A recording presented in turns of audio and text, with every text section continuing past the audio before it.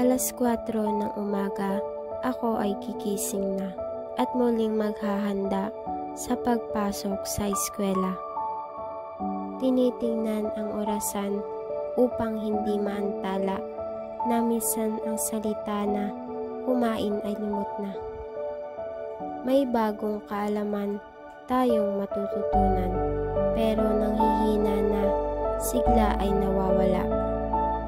Pag-aaral ay madali, ito ay sabi ng iba, pero hindi nila alam, ito'y iniiyakan na. Ang mataas na grado, ang ninanais ng lahat. Paano ito matatamo? Gawin ang nararapat. Mag-aral ng mabuti, yan ang laging gagawin. Paghihirap, pagsubok ay walang kasing laki. Tandaan, ang magulang mo ang nagpapaaral sa'yo. Dugot, pawis, paghihirap na kanilang nalalasap. Pagsubok, wag susuko. Makukuha mo rin ito. Kailangan paghirapan ang mga ninanais mo.